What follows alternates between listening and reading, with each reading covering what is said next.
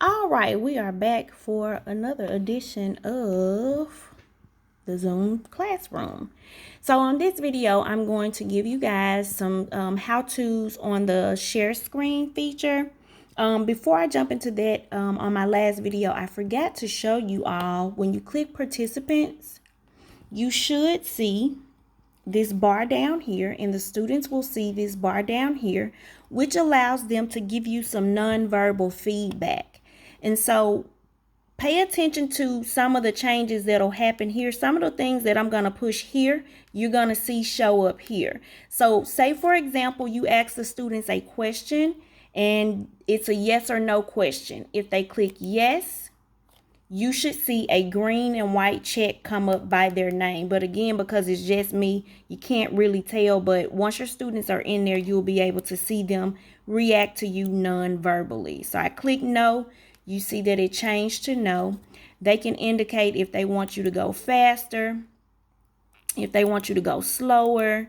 There are a few more, a thumbs up, thumbs down, the clapping hands, the cup of coffee if they need a break, the away tool as well. So those are some additional nonverbal little icons. Those are great for quick polls of the class, some quick checks for understanding where they don't have to say anything. You can do that quickly instead of saying everybody with me or any questions and you're not getting any feedback. You want to ask them some quick poll type questions where they can do a thumbs up, thumbs down, yes or no. And even if you do those, we always want to open up to further communication by saying things like, okay, if you had your thumb down, can you elaborate? Can you explain? Or if you had your thumb up, why do you disagree with those who had their thumbs down? So even though we can use these quick nonverbal cues, we still want to make sure that we engage students and get them to talk with us even more. So from here, I'm going to go into the share screen feature. So you have, if you click the middle of the green button, it's going to bring up everything that you have open. If you click that little arrow beside the green button, here's where you, if you're the host and you want to allow your students, I'm going to close that for just a second. You click the little small arrow beside share screen. If you're going to allow your students, let's say if they are doing a presentation of some sort, you want to allow them to share their screen, you will simply click multiple participants can share simultaneously. You do not need to make them a host or co-host to allow them to share their screen. You can simply click the little small arrow beside the share screen, and that'll bring that feature up. Okay. Now, there are a couple of advanced options here, but this is kind of the same, where it's asking who can share. It asks you again if you want additional people to share there. So now I'm going to click the share screen again. And so you have the options of sharing some of the pages that you have open. You also, here's where you will find the whiteboard feature. There is an iPhone feature. Dr. Peterson and I tried tirelessly yesterday. It's something that I'm going to go back to see if I can get it to share the screen on your phone. But for now, you can click on the whiteboard and then click share.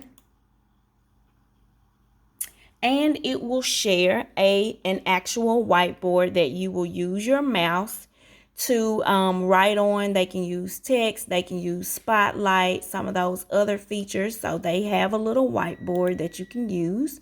I'm going to stop sharing. I'll go back to that one shortly. Of course, you know, if you share something like we have been sharing, let's say the agenda, you just simply click on that document, click share, and it will open up the share screen here. Okay. If you want to stop share, you can say, you'll see here it says you are screen sharing. If there was someone here with me perhaps one of our teachers was sharing their screen, then it will say that person's name is screen sharing. If I want to stop it, I simply click stop share here. If I want to, let me show you another something. I'm going to go back into that screen in just a moment. So those are the basic shares. The advanced shares, I used this feature the other day, and I'm going to show you guys this feature again, the portion of screen share. So if you remember the other day, I was showing you guys a two-sided PowerPoint slide that showed a whole bunch of information at one time. So I used the portion of screen share to draw the little box around exactly what I wanted you guys to see at that time. The content from second camera, we tried that yesterday as well. And I think that it's our laptops perhaps that does not really recognize a second camera outside of the camera that's in the on the computer. So I'm going to continue to work on that feature as well. You can also share files from your Dropbox, your OneDrive, Google Drive, and whatever this box is. I'm not really familiar with that. So for now, I'm going to go back to the basic screen so I can show you some of the features when you are actually in share mode. So I'm just going to use our agenda from today and share that. Okay, so at the top, you still have the ability to control your screen. So if I was sharing, now let me say this. When this little toolbar pops up here, the people who you are sharing it to cannot see that. They will only be able to see this actual document. They will not be able to see you manipulating this bar. And so this is something where some people are saying, well, I'm sharing and I can't see chat. I can't see this and that. I'm going to show you how to do that here. But again, you still have the ability to mute yourself during a video share. You have the ability to control your video during file share and all of that. Now, here is where if I want to see my participants, perhaps if I have up a document and I'm going to ask them to give me a thumbs up or thumbs down, well, I want to be able to see them do those things. So I click participants and it brings up that small box. Now, again, my participants who I'm sharing this screen to, they cannot see this box in the middle of my screen. So I can move it to the side or what have you if I don't want it just blocking my view. But your participants will not be able to see your this box here. They will still see that document behind there. But this is how you're going to be able to see, again, if you want them to use some of these features, like if you ask a question, is yes or no, here is where you will be able to see their reaction. Also, I'm going to do that one next. If you need to pause the share for any reason, it'll kind of freeze the frame. Here is where some of you guys say, well, I can't see chat, and we were kind of helping each other out. You will simply click chat here.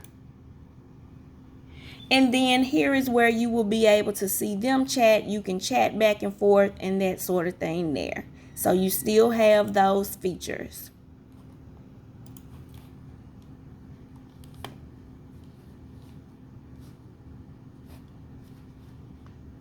Now, if I want to continue to share, but I want to change what I'm sharing, I don't have to come all the way out. I can click new share and simply choose another, let me see.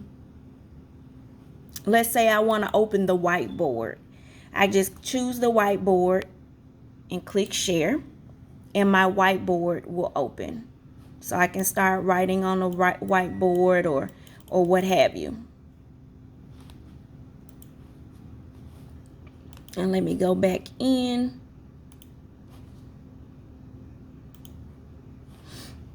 Now, also, we talked about the annotation feature.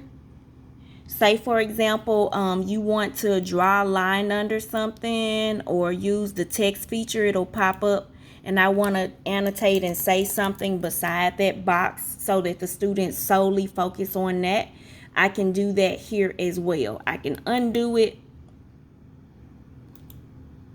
I can redo it. Some of the same features that you'll see in Microsoft Word. You can change the color of the underline of the text. All of those different features are there.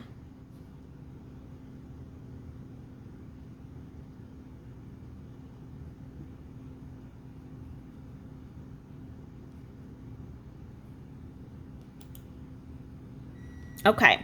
Also, some of you mentioned, well, I can't see you. Now, because I'm the only person in the room, I guess it's going to be a little bit harder to explain, but you guys will get the gist.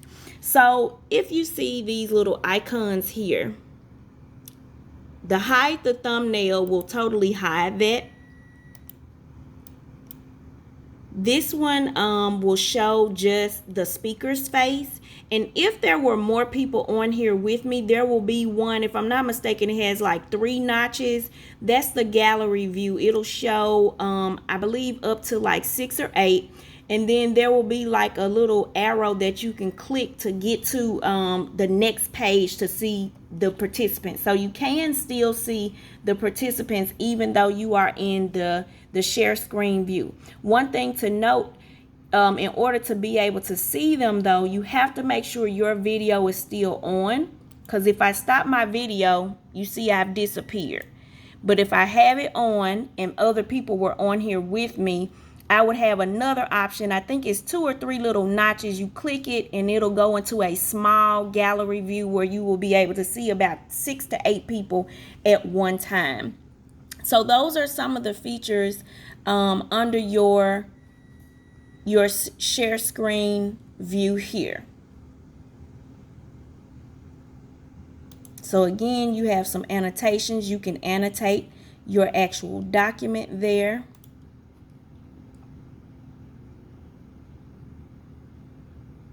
Now, if you click on more with other people in the room, it's going to ask you, there'll be a feature on here that will allow you to give the remote control. I think it actually says remote control.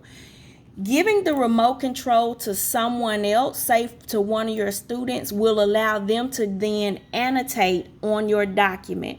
It does not give them control of your screen in terms of the screen share and controlling the participants and things like that. It only gives them the ability to annotate or add text. And again, they won't be adding text to your document. It's an annotation. It'll appear on top of your document. So if there are more people in here with me, there would have been another little button. It kind of looked like a mouse, and it says remote control. You will click that feature to allow your students the access to annotate on your shared screen document. All right, team, I'm going to close out this video, and your next video coming up will be about breakout rooms.